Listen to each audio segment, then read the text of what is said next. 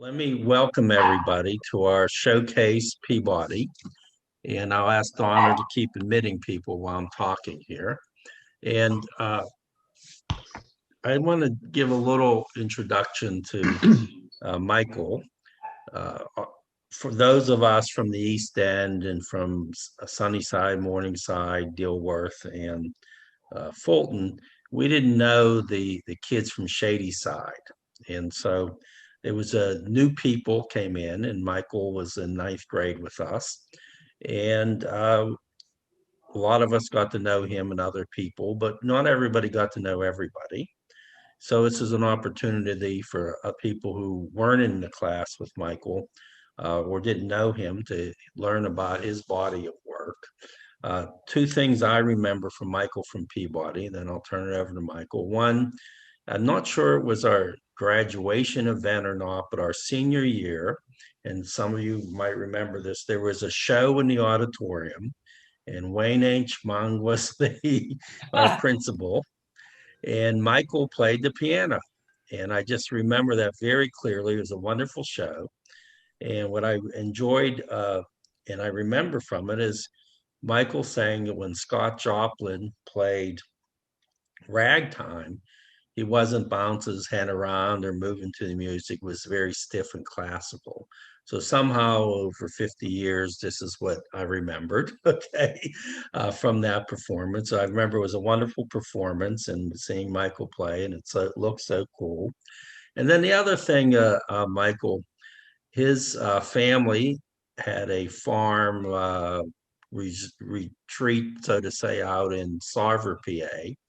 And one spring day, I think it was our senior year, but it could have been our junior year, Ron Gerson stopped at my house. So back then, remember, we didn't have cell phones, internet. And he knocked on my door and he said, "Get dressed, pack your stuff. We're going to go out to Mike Minard's farm and help him plant trees or something for the weekend." So we did that. And we went out there, and I don't know if any of you else were here in the call, but if you were, you can maybe let us know at the appropriate time. And maybe about a dozen of us, Michael, were out there, and we had a I remember grand that. time. Go ahead, Michael. Yeah, I think it was quite a few, and we put you to work. And that's quite a stand of trees right now. I mean, it's a real forest. I went there Yes. with my wife about 20 years ago, and you can't tell that there was ever a field there because because it's all trees now. So the Peabody class of 70 planted a forest. So with that, do you remember anyone else that was there besides Ron Gerson and I? I don't remember. Do you? Bobby Mankin, I don't know. I'm not really, yeah. Yeah. Okay. So, Can I add one other memory of Mike? yes, go ahead. I remember our Oops. Susan, you muted. If you put it on speaker view, we should see you when you speak. Oh, I was going to say our senior year, we took over the Board of Education. It was some type of Vietnam War protest. And I remember Mike was playing the piano after the board had left, and we were all just hanging out there. And of course, my parents were calling me and wanted me to get home. But anyhow, I remember Michael entertaining us and playing the piano. Excellent. Thank Excellent. So that was, I have to say for myself, the first couple of years after college, I kept in touch with a lot of people, and I did visit Michael and Bobby Mankin up at Wesleyan. I don't know what year it was, but then that was it. I haven't seen Michael and since our Zoom of last year. So I am thrilled, and I'm going to turn it over to Michael to tell us what's been happening, and periodically I may jump in with a question or just for Michael, because we did go through this and make sure that there are some things that I think you're going to find fascinating and that we don't miss. So Michael, you have the show. I'll ask everyone to put themselves on mute so we don't have any feedback. And Michael, your show. Thank you, Bobby. I really want to thank Bobby Creo for all of this and for the entire program, you know, last month with Adrian and Sandy, and it's a wonderful thing to get together in this way and to use the technology that's helping to keep us all together. Now, one thing about it is that music, or I should say Zoom, is not particularly friendly to music. So a lot of what you're going to hear is stories and some music as well, but it will not be the hi-fi that we're used to with our Spotify and that kind of thing. But hopefully it'll be enjoyable enough as it is. I want to say that there were two principal influences in high school, musical influences, and they really stuck with me in many, many ways. And one of them was, oops, let's see, it says I'm screen sharing, but it's not letting me, there you go. Harry Franklin. Now, Harry Franklin is Richard Franklin's father, but he also was the pianist for the Pittsburgh Symphony, and he was a wonderful teacher. And for me, he was a mentor. Very, very important guy. And you know, I miss him, but I think he's a part of my life. Another was somebody who's actually in the audience right now. The other big influence was Lee Greenblatt. Now, Lee Greenblatt was a guy who took a wallflower, Michael Minard, and made him into somebody who at least had a little bit of street cred at Peabody. And he invited me to be part of his band. I don't know what he saw in me, but we got together and we had a band with some other people outside of Peabody. And we were obsessed with the blues. Here's another picture of Lee taking a wild solo back then. You can see my head is right there. And you see Lee playing there and there I'm playing the piano. And we used to play at places. We'd have a band that would change its name almost weekly.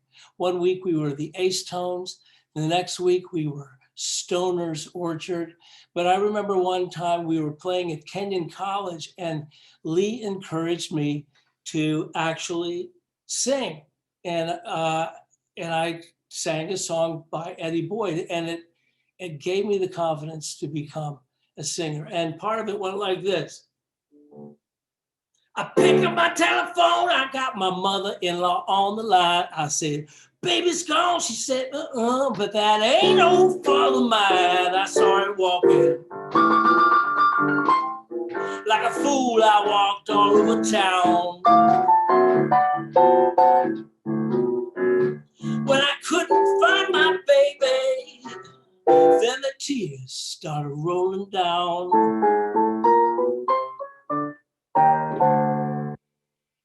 Anyway, so yeah, Lee and I went back, you know, and we were obsessed with the blues. In fact, one day, Lee called me up and he said, I got some albums here, Mike, and I want you to hear them. There's somebody you've got to hear. His name is Roosevelt Sykes. Whoa, let's see. I'm not getting this.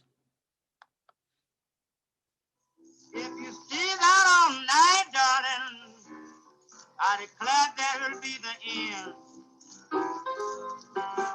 Now, I was in love when I heard this. Nighttime is the right time to be with the one you love, with the one you love. So I just became an instant fan of Roosevelt Sykes, and you know, and bought all of his records and tried to learn all of his licks on the piano, and it was a very, very exciting thing for me. Now, maybe some of you know or knew my mother, Sally. Sally was a very cool woman. In fact, I always had a theory that people like Woody and David Brody and Richard Filofsky and Mankin came over to my house, not to see me, not to talk to me, but to talk to my mom. She was a therapist, and she was just a wonderful, warm person. But she was also connected to the Pittsburgh art scene.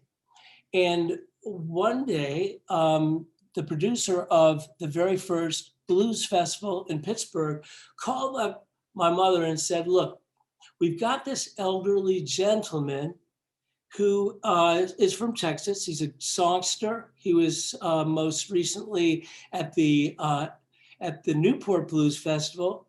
Bob Dylan considered him an influence, and that was Mance Lipscomb. And we'd like it if you could have Mance Lipscomb stay with you for the weekend, because we know you'd have a nice place, and we don't think we should put him up at the Webster Hall or anything like that. It would be better for him to have a family to be with. So he came to our house, and or they brought him to our house. And when he came to the door, we said, how do you do, Mr. Lipscomb? Welcome to Pittsburgh. And he said, Pittsburgh? What part of Texas is that? And we said, no, it's not a part of Texas, Mr. Lipscomb. It's Pennsylvania, but we think you'll enjoy it while you're here. And it was a very, very interesting weekend. And there were a lot of other blues legends that were part of the weekend. One of them, the upper left-hand corner, is Arthur Big Boy Crudup, who wrote the very first song that Elvis ever sang and recorded at Sun Records, That's All Right, Mama. Next to him on the top is Bobby Jones. And next to him, blind Reverend Gary Davis. He was there. And then Mississippi Fred McDowell on the lower left. And then finally, the man who I think of as the greatest of all is Son House. Now, Son House was he's so incredible because he was the person who inspired the great Robert Johnson to become a guitarist. And if you know who Robert Johnson is, if I'm not playing insider baseball too much, Robert Johnson was the person who influenced all of those English rockers, from Eric Clapton to John Mayall, to all of those different people. So Son House was there. So backstage, I was with Mance Lipscomb, and they were doing a sound check, and I was with these gentlemen, and they were sitting on metal folding chairs, passing around a bottle of bourbon. And I heard them talking about something called the Kill and Flow. And the Kill and Flow, I didn't know what they were talking about, the Kill and Flow. And pretty soon, I realized that they were talking about playing music and witnessing, while they were playing music, people either getting shot or knifed or just killed while they were playing music. And I had to stop. I was a 17-year-old, and I just said, wait a minute, you mean to say that you've actually seen people killed while you were playing? And they all turned around and looked at me. And Mississippi Fred said, yeah, you mean you haven't? And I was just blown away. I was blown away. But by the way, it was a wonderful, wonderful concert. And as a result of it, and the result of my sort of having a relationship with Mance Lipscomb, his manager got in touch with me and asked if I would escort him. Oh boy, I think every time we get somebody coming in, I lose control. Oh, here we go. They asked me to escort him to the 1969 Ann Arbor Blues Festival. And here you see Johnny Winter who was, of course, very well known and very popular at the time. The albino blues guitarist on the upper right-hand corner. On the lower left-hand corner, we see the back of Buddy Guy, the great Buddy Guy, who's still playing to this day. And then the lower right-hand corner, we see a couple of hippies talking to Junior Wells. And Junior Wells, of course, the great harmonica player and singer. So I was there with Mance, and Mance said to me at one point, I want to introduce you to a couple of friends of mine. A couple of friends of mine who I think you might like to meet. And I said, well, yeah, I'd love to meet them. Who are they? And he said, Johnny Shines and Sunnyland Slim. And I said, whoa, that's incredible. I'd love to meet Johnny Shines and Sunnyland Slim. I had their albums. I was a student in a sense. I studied the work of Sunnyland Slim on record anyway. And I certainly had enough records of Johnny Shines. So Mance took me over to their hotel room and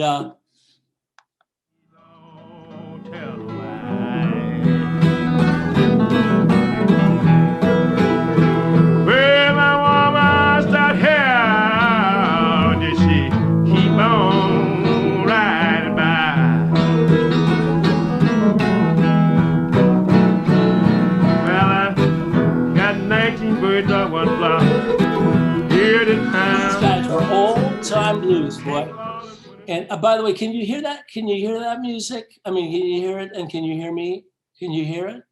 Okay, you can't hear it. Okay, so anyway, so we knocked on the door and they invited us in, and pretty soon, Mance was talking to Johnny Shines and Sunnyland Slim about me. He said, you know, this young boy here, Mike, he can play some piano. So Johnny Shines said, well, here's a piano. Come and play for us. Come and play for us. So I sat down, and there I am. There I am in the middle. Johnny Shines is in his sort of, classic T-shirt, and you see the outline of Mance Lipscomb there. And I started playing. And pretty soon, Sunnyland Slim was looking at me kind of funny, and he said, he sounds just like Otis Spann. And Otis Spann was the person that the whole festival had been dedicated to. He was a great Chicago blues pianist who had died that year. So it was called the Otis Spann, Ann Arbor Blues Festival. So here was Sunnyland Slim, one of my heroes, saying I sounded just like Otis Spann. Well, next thing I knew, Johnny Shines was taking out a card from his wallet, and he said, if you ever have the time, I want you to come down and be my pianist down in Alabama. And I said, whoa, I was totally nonplussed. But I said, look, what about Sunnyland here? And Sunnyland rolled up his sleeve, and he had a scar on his left arm with a scar on this side of his arm here and a scar on the opposite side of his arm. This is where the knife entered and the knife exited. He had to be a night watchman, and he was attacked one night, and somebody jammed a knife right through his arm. As a result, he lost the ability to really use his left hand. And so Johnny Shines said, maybe you could consider being my piano player. And I said, well, gosh, this is a lot to think about, but I'm going away to college. I just graduated from Peabody, and I was getting ready to go to Wesleyan. So there I was. I did go to Wesleyan, and in the middle of this of my first quarter, I got a call from my mother, saying, Michael, guess what's happening? Roosevelt Sykes is coming to Pittsburgh. And I said, wait a minute, Roosevelt, I didn't even know Roosevelt Sykes was necessarily still alive. I just, he was sort of a legend to me, but was he still? She said, yeah, he's coming to Pittsburgh. I said, look, Mom, this is what you do. You call the producers and you tell them that we're old friends of Mr. Sykes and ask them what flight he's coming in on and that we're going to pick him up at the airport. And my mom, being as cool as she is, said, okay, I'll do it. And she called up the producers and got the flight information. I flew in and we went to pick up Roosevelt Sykes. And he thought maybe he was going to the Webster Hall or something like that. But when we said, no, you're going to stay with us, he said, great, good stuff. Well, my mother brought all of her blue blood Pittsburgh friends to Carnegie Music Hall, and they sat in, I think, 6-row center of the orchestra, and Roosevelt started playing it, and at one point he goes, now there's a fine little secretary, and they call her Terry. All she needs now is a big dictionary. She'll be a reading mother for you, don't you know? And she'll be a writing mother for you, don't you know? And she'll be one educated mother for you, and I wouldn't tell you no lie. Now, instead of being upset by that, my mother and her friends were like a bunch of teenage girls at a rock concert. They were going crazy. They loved it. They ate up every bit of it. And he had a lot of ribald songs. I won't go into all of them, but Roosevelt was quite. So he did stay with us that weekend. Here you see him.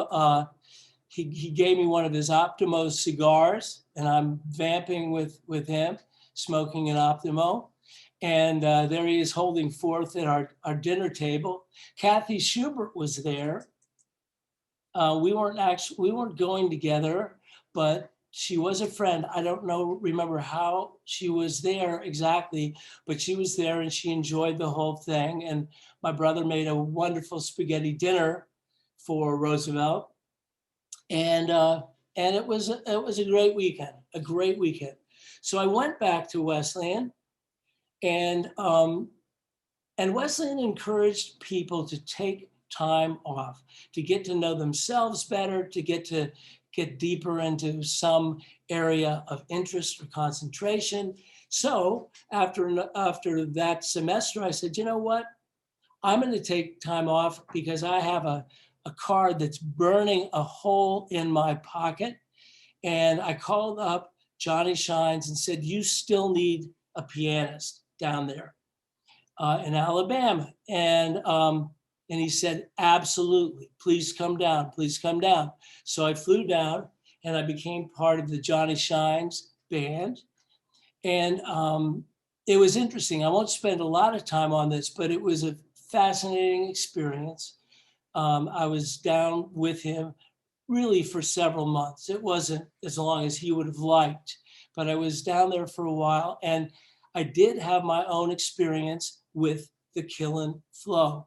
We were in a dry county of Alabama at a juke joint that had that actually had an electric generator out on the outside in order to keep the electric instruments going.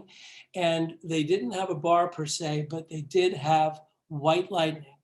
And somebody was messing with somebody else's woman or girlfriend. A knife flashed. We saw somebody knifed on the stage, on the floor.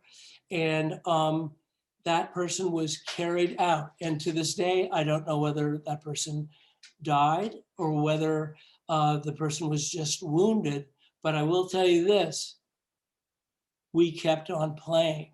And that was really, I mean, anyway, so that was the Kill and Flow in my experience.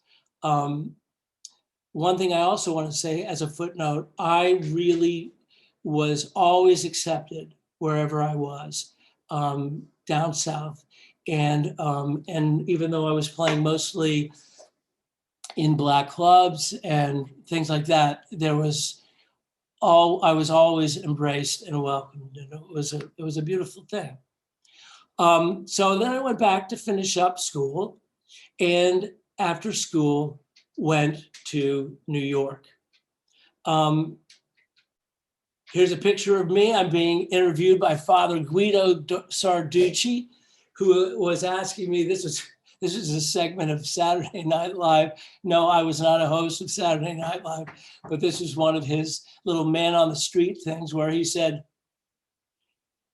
if the Three Stooges could fly like a Superman, would they still be making movies today? And as you can see, I really didn't have an answer for him.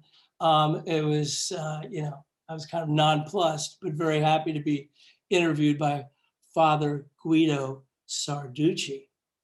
At the time that I was there, I started working with a woman who, interestingly enough, 35 years after her untimely death at 46,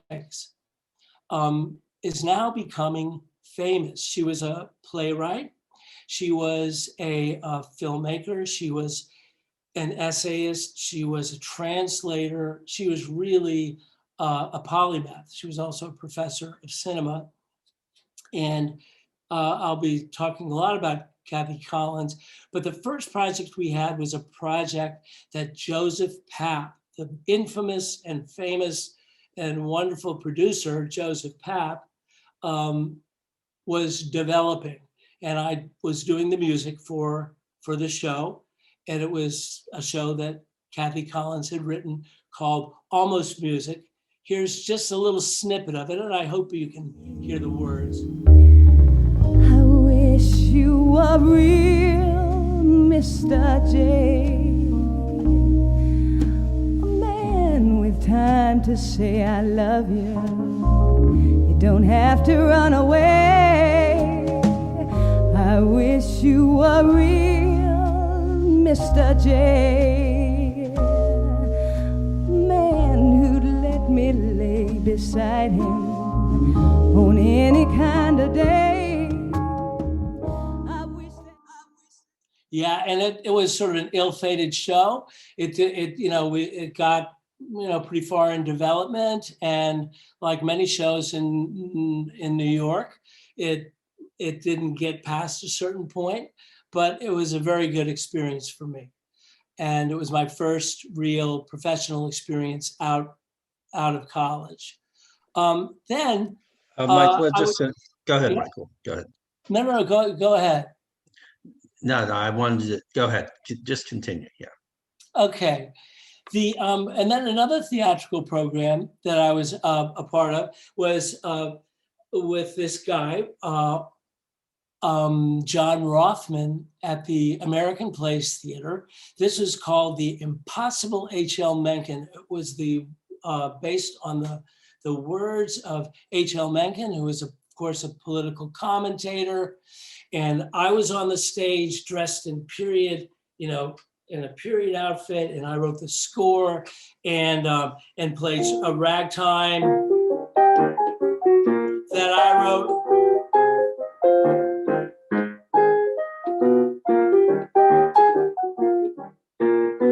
And my ragtime is virtually raggedy at this point. But in any event, this is a show that David Brody actually came one night to see. And it was great. He was in the audience. In fact, I was so nervous about David being in the audience, and also one of my favorite critics was in the audience too, that at one point I blanked out on the music.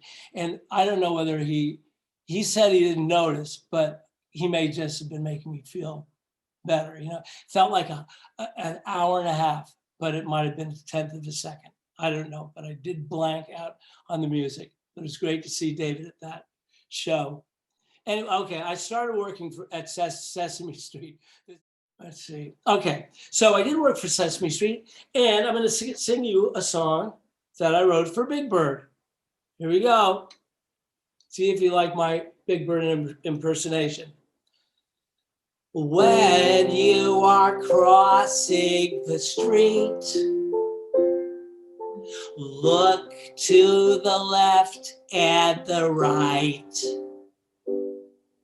When you are crossing the street, I repeat, make sure there are no moving cars in sight. And when no cars have showed up, give your hand to a grown-up, and you'll never cross alone. Oh, kids, don't ever cross alone. Anyway, so yeah, I was a songwriter at Sesame Street for 3 years in the early 80s. Never met Grover. You know, Grover wasn't on the scene yet, but I certainly was like this. Me and Big Bird were like this. And, you know, wrote songs for Bert and Ernie. And anyway, so there you have it.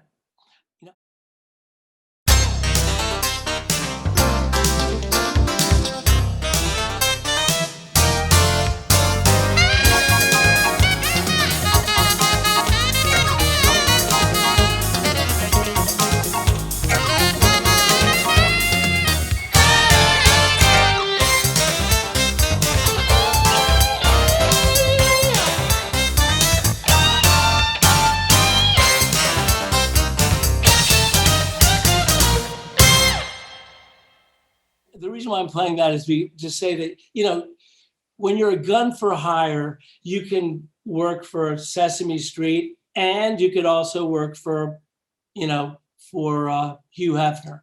And that was the theme for a show called Playboy's Party Jokes. And they weren't very funny. But in any event, I know that's not, maybe I shouldn't have shown that. Anyway. Okay, so the songwriter that I was going to talk about, hit songwriter Artie Resnick, very, very nice guy. He called me up. He worked with Bobby Darin, and he wanted to write some songs with me. But he wrote,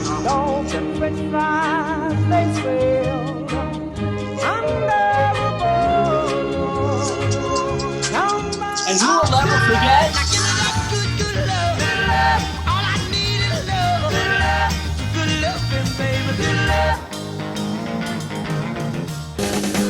And he wrote,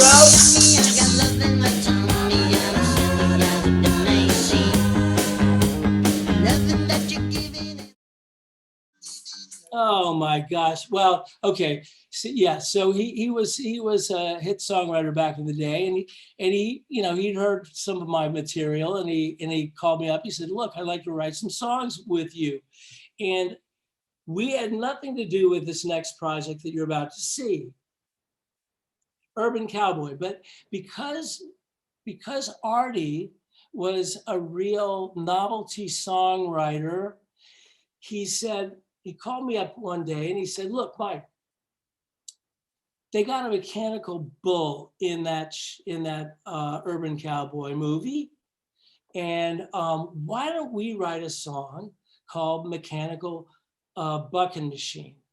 And he had some, you know, little sketches of it, and he gave it to me, and I finished the song. He said, "This is great," and so he wanted to release it as a single with me as the artist.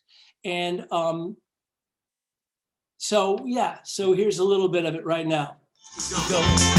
That rock'em sock'em cowboy, that rawhide Romeo, still on top, that incredibly mean mechanical bucking machine. You yippee-ti-yi-yay, yippee-ti-yi-yo.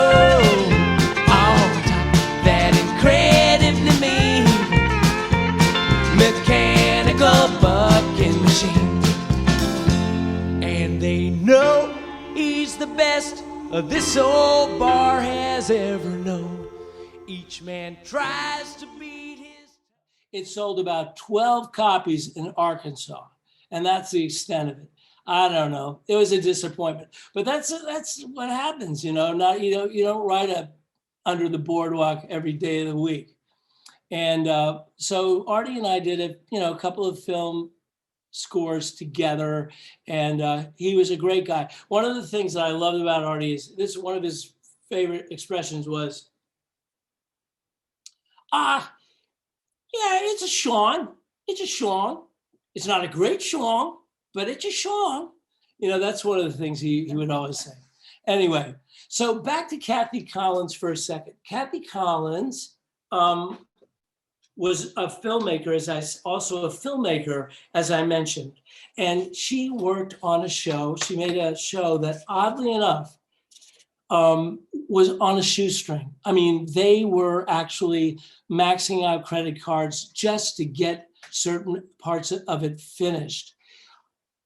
And then 30 years after her death, the film was discovered and was on the front page of the New Yorker, of the New York Times art section. The New Yorker did a big spread on it. They said it was a magnificent film ahead of its time.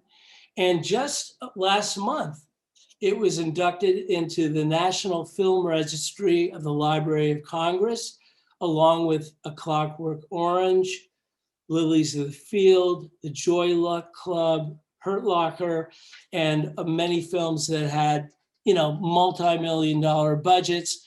This had nothing. We had nothing. Anyway, so here's a little bit, but it's a fascinating movie about an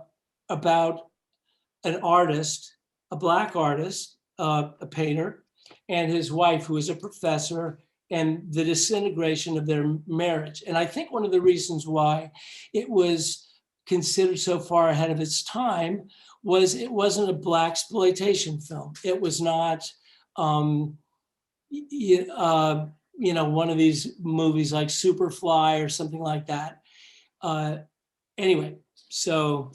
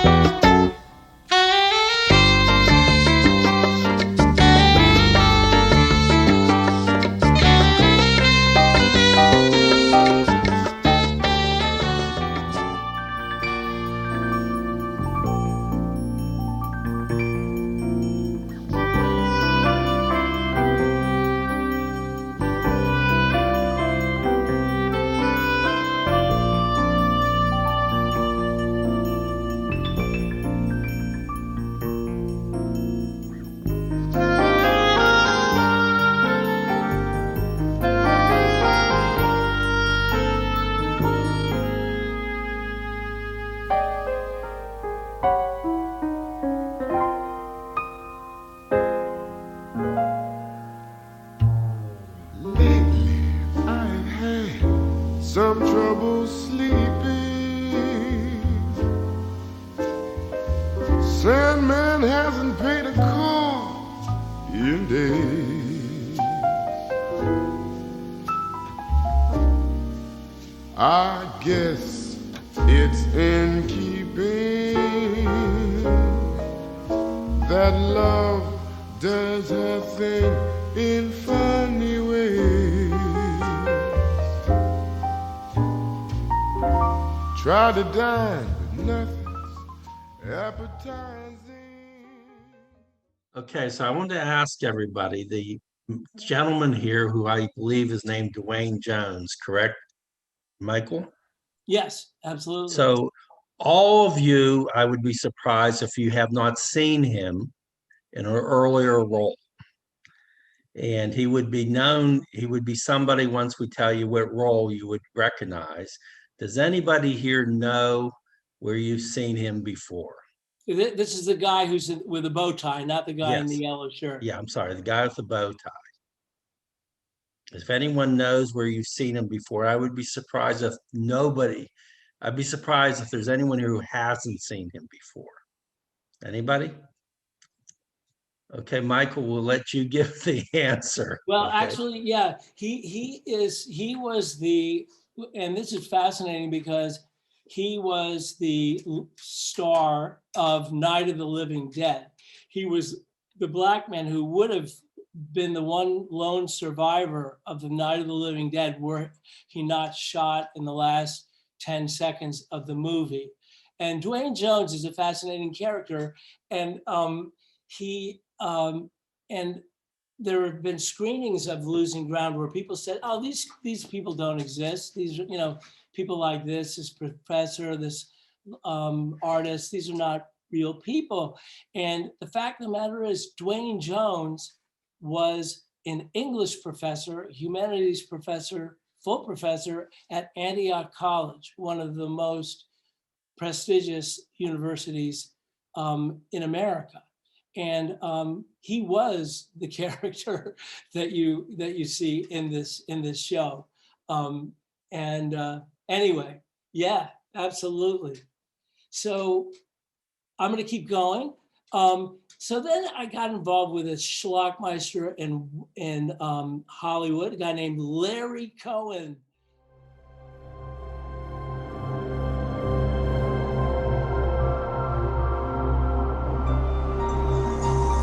In all of these movies, if you ever see one of them, you should probably also rent some rope so that you can tie yourself to your chair, because they're virtually unwatchable.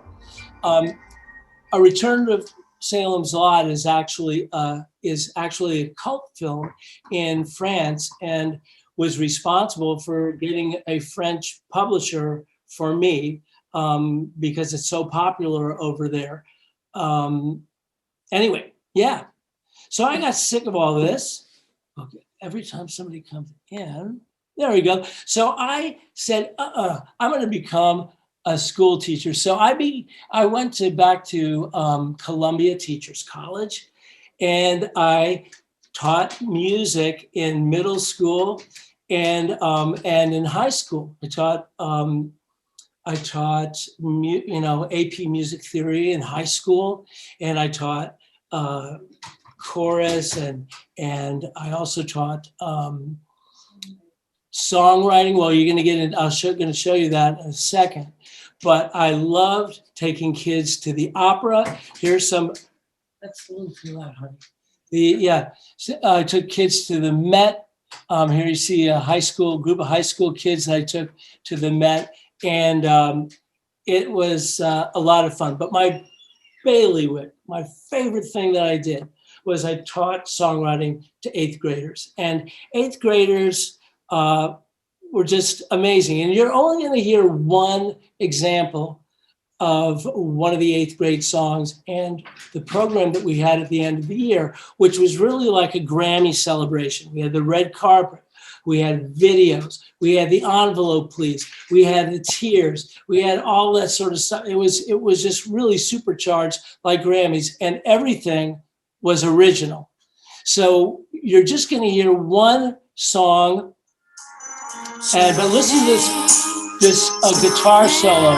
It's an 8th grader. You gotta hear this.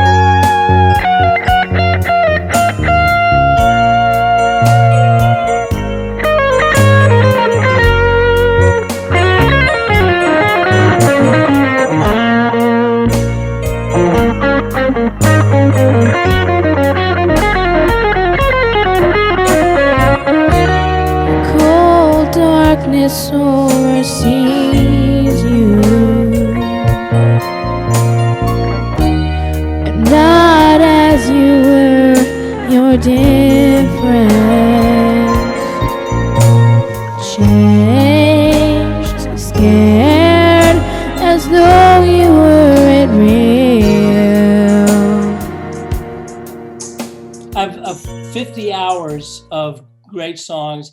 And if you want to hear some more of their material, if you went on minardmusic.com and go to Educator and scroll down to the recording studio experience, you'll hear other songs that are amazing, I think. Anyway, so, I went backwards. Okay, want to go, no. Okay, so then I became these composer in residence recently for an a cappella group, but it's I guess you would call it serious music. And here's a little bit of a setting of a Gerard Manley Hopkins favorite, Pied Beauty. When I say Gerard Manley Hopkins, of course, the British poet. And so I set his music, I've set his poem for this piece.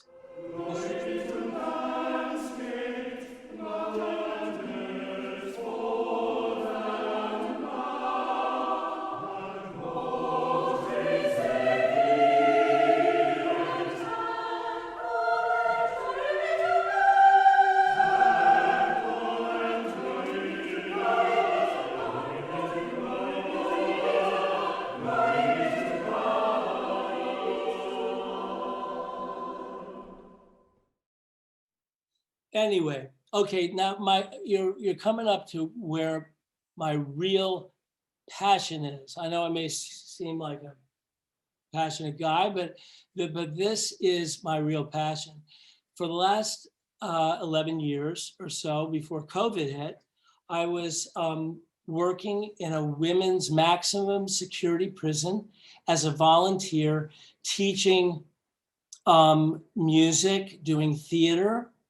And probably the apex of what we did was music. We did an operetta or a musical or an opera, whatever you want to call it. I set the women's writings.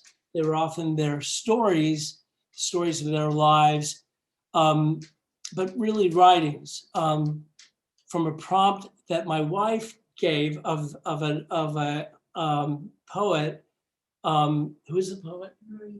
Marie Howe, and they responded to it and wrote their own stories, and I set them to music, and we made a musical out of it. And so you're going to see part of the rehearsal process here.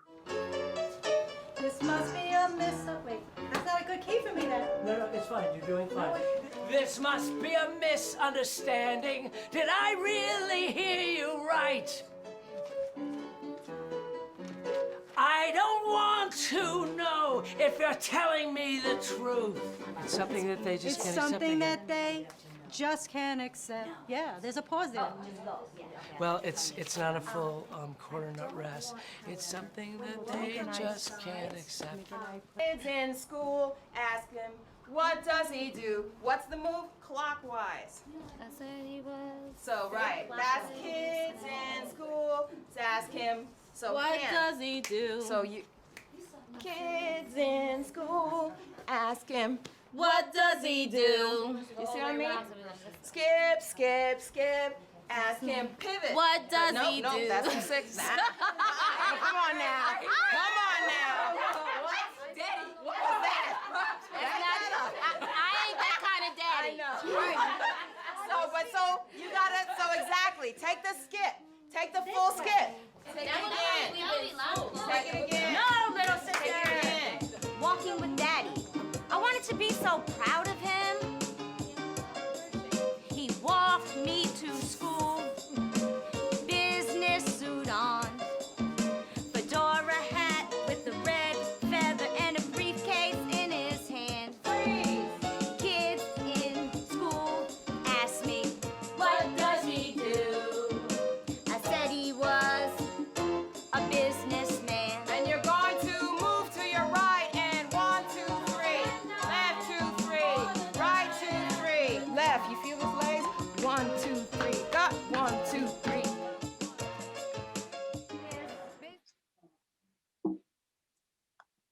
So a footnote to that, and interestingly enough, woman, the blonde woman with the ponytail, who's actually a wonderful person, has had her crimes portrayed on the screen by 2 Academy Award-winning actresses.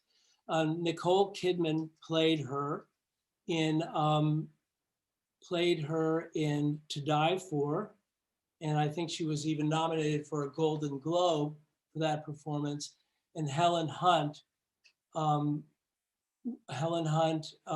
portrayed her in a movie called The Pamela Smart Story, which was a made-for-TV movie a long time ago. But Pamela Smart is I mean, all of these women, I love them, and I've gotten to know them over the last 11 years. My wife and I now have been, before COVID, giving a music class and theater classes, and it's they're great. I mean, I adore them. Anyway, so now the Fabulous Abominations. I said we would start with Lee and end with Lee. Well, now we have a pickup group that plays at some Democratic events, and the Abominations is for Democratic functions. I'm a Democratic district leader, and here's a little bit of our performance 2 springs ago, and it's going to end with something that's a real treat, a performance of Lee at a place called Maureen's Jazz Cellar in Nyack, New York. You're going to see that at the very end of the clip.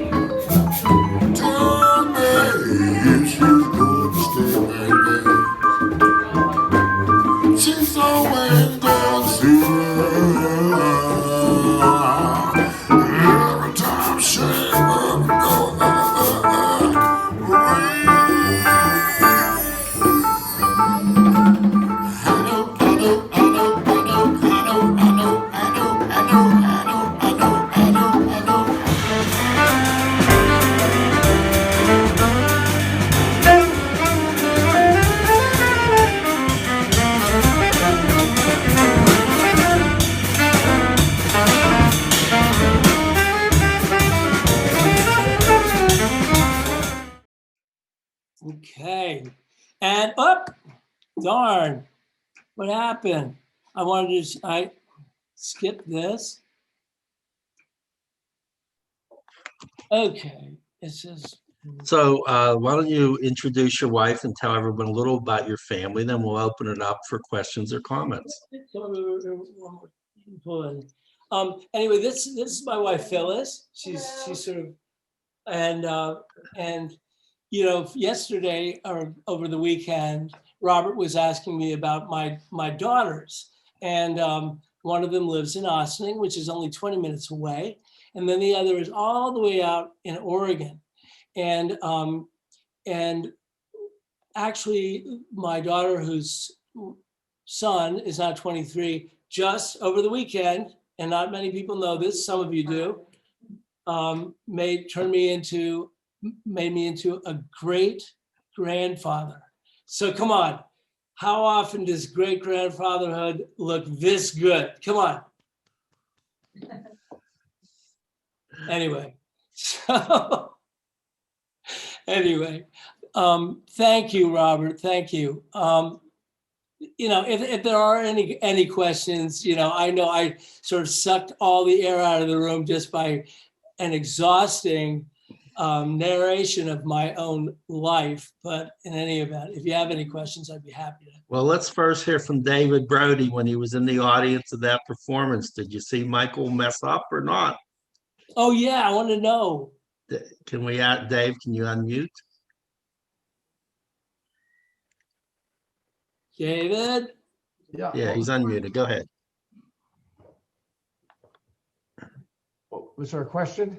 Yeah, David, when you were up in New York City and Broadway watching Michael play live, and he said he messed up, did you notice or not? Tell the truth now. You told him then no, but this is the truth and reconciliation time of our life.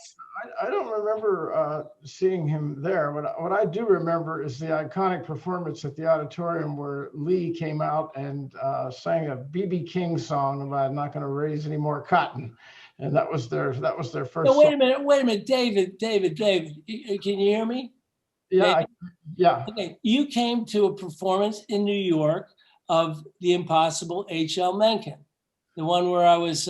Oh, you know what? Now that you trigger my ancient memory, I do remember that. That was incredible. I do remember. God, that was a long time ago. Okay, but what he's asking is, do you remember me flubbing any notes while I was playing? No. I do not remember Well, that. if you barely remember the performance, I barely remember it at all, yet alone any mistakes. Yeah. Anyway.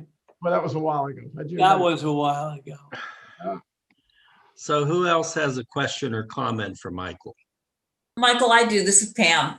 I think the RTA work, the rehabilitation work is great. How did you get involved with that? Well, what happened was the woman who started it, she started it at Sing Sing. And she started it as a strictly theatrical thing. They were doing Shakespeare. And soon they started doing other of the plastic arts. They started doing painting as well with the prisoners. And they started doing dance, oddly enough. And I was reading an article about her, and she lives nearby. And I called her up, and I said, I noticed in this article that you don't have any real music. You don't have songwriting as part of the repertoire of what you do with the prisoners. And she said, yeah. And I said, does the name Johnny Cash or Leadbelly mean anything to you? and she said, yeah, but no, look, nobody's ever reproached me. Nobody. I said, well, I'm approaching you now. So 11 years ago, we started that in the program. But this woman, Catherine Vokins, is quite a force to be reckoned with. And when Sing Sing went from being a medium, it used to be a maximum and a medium attached to this in the same physical plant. They got rid of the medium part and had to send them out to places like Fishkill and a number of other institutions. And so they set up RTA in those other institutions as well. I have also taught in some of the men's prisons, or actually, no, in one particular one, Greenhaven at Stormville. But the one that I love, because I love working with women, and the Bedford Hills Correctional Facility, which is New York's only maximum security prison for women, is actually very, very close by to our home. We could get the equipment in our car and be over there in 5 minutes. So it's interesting. So you live in Westchester?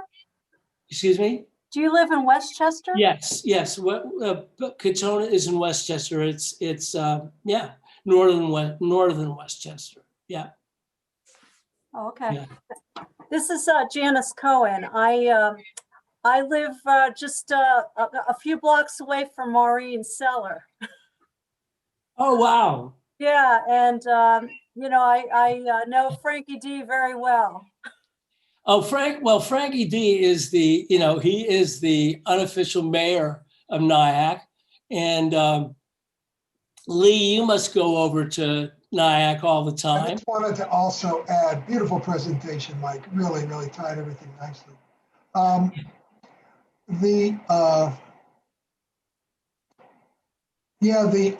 Frankie D, he's also, you might want to mention that Maureen's was opened and started by Pittsburgh's legendary David Broadway in commemoration of his wonderful singer, wonderful sister Maureen, and a very untimely death. She was and still is an inspiration in art circles in Pittsburgh. And David, who's also a personal friend, one of the most phenomenal pianists, and he started a club dedicated to his sister, and that's Maureen's Jazz Cellar. And you know, it's just a beautiful place, and all our hearts go out to him right now, because it's just costing him everything he's got to just sustain, because he can't keep it open, and it's just very, very tough. And his landlord's not giving him a break on the rents. It's just crazy. So, like everything, and everything in the arts has suffered so much this last year, as if it's not suffered enough over the last 25 years. But this is it. Yeah, Mike, thanks again, man. Great presentation. Lousy sound. The sound was really horrible, man. Yeah, I know. We got to get that straight. Give me a call. We got to get your equipment. You got to get this stuff. Wait a minute, but Lee, it has nothing to do with me. It has to do with Zoom. That's true. That's true. But there might be some settings in Zoom that could give a better. There are. Are there? Why didn't Venturino, who I grew up with, his brother was the one that kicked you. I remember it was on Highland Avenue. Right. I remember that. And we took off, and I wanted to go to I think I wanted to stop and report them. And you said no. That's right. I think, weren't we considering going to the police or something? Yeah, like that? yeah. But yeah, it was scary. I mean, I didn't like violence. I mean, there was a guy, a strange guy. I'll never forget it. He was drunk, who came up. I met him. I mean, I just ran into him on the street. He took out a barber's razor, put it up against my throat, and he was wobbling around. And I said, I really would appreciate it if you would take that away from my neck, and eventually he did. But yeah, things like that did happen. Yeah, I remember that incident. Yeah. Thank you. Oh, thank you for reminding me, Rich. That's right. It was your car. Yeah. Oh my God. Wow. Anyway, there were 2,700 students in the student body at that time. 2,700. That's like, feels to me like a small town, not a school per se, right? But it was interesting. And then the year after we graduated, and this is when things really started to shift. Some kid brought his father's police revolver to school and set off a few rounds fired off a few shots in the cafeteria as kids, went underneath the tables. And that might have been kind of a bit of a sea change, but I don't know how any of us would have felt about that. But anyway. Michael, but I remember years at Peabody, but I'm wondering if there were musicians in your family. I mean, where did you ignite this interest in music? It really came from my mother, even though she wasn't much of a musician. She owned a chromatic harmonica. Now, as Lee will tell you, there's one thing about a blues harp, but chromatic harmonica, which it was, of course, really played beautifully by people like Toots Thielman, right? Toots Thielman and little Stevie Wonder. They could play the hell out of the chromatic harmonica.